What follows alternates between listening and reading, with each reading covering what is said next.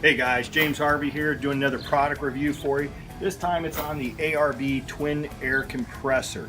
Now I have looked online and there's some twin air compressor reviews, but nobody's actually given like a really good review as far as how this thing works, how to mount it on a TJ. I mean, JK, everybody has JK. I don't have a JK, I got a TJ. So I want to know where to mount it and basically how to run this stuff. So I'm just like you guys. Look at, I'm a buyer, I buy products, and I want to know this product work. And I tell you right now, I am dang dog tired of buying something that doesn't work. And I can't tell you how many things I've purchased for this Jeep that ends up breaking after a few times or doesn't work the way it's supposed to. So you're going to get an honest review from a guy that actually is going to use it just like you. We're going to use it, abuse it. If it doesn't work, take it back.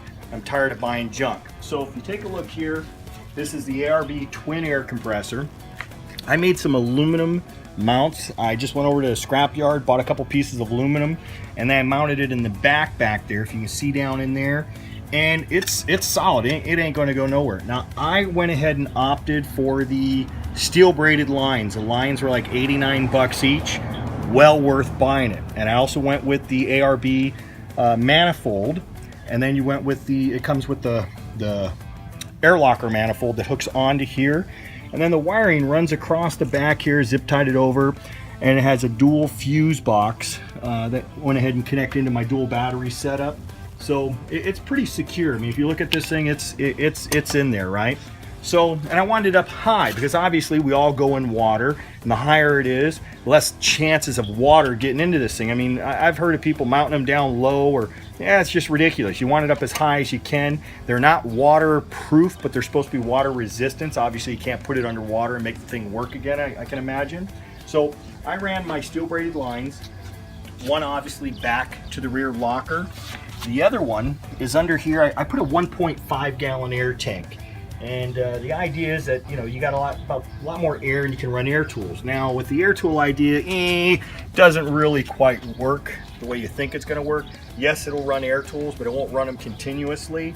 You know, it can take off lug nuts and that kind of stuff, but you need a bigger air tank if you're going to run air tools. So what I did is I also bought the ARB accessory kit, and it comes with a hose, a connection here, and it also came with a nipple that I mounted on the back of my Jeep. And what I did was there's a little quick disconnect here. If you watch how cool this is how cool this is. Check this out, guys. Bang, that thing's on there. You can go fill your tires up, and bang, it's off. Now, the question is, how fast does it air up these tires? So now, these are 35 by 12.5 by 15-inch tires, so lots and lots of volume on these tires. I had this Jeep down to 12 pounds yesterday, and I had another Jeep down to 25 pounds, also 35-inch tires. And in 20 minutes, I had both vehicles completely filled up with air. I was totally blown away because nothing else has done that really. The CO2 tank will do it, but if the tank lays over on its side, it'll blow out the line. That's a whole nother mess in itself. Now let me show you where I mounted the switch. So we all know TJs, they got nowhere to put anything. So up here is where I mounted the switch. Here's my locker switch. Here's my air compressor switch. Now the only complaint I have is there's just not enough room in there. You can see the little gap, but I'll tell you what, it works just fine for me. It's up out of the way, so there's a little gap behind it, whatever.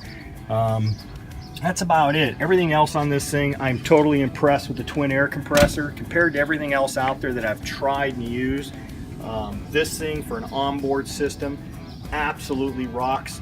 Thumbs up on this thing. It is a little expensive, but well worth the money. If you're going to be doing a lot of off-road and you're airing up, airing down, definitely a buy. If you have any questions, shoot me an email or a comment. You guys have a great day.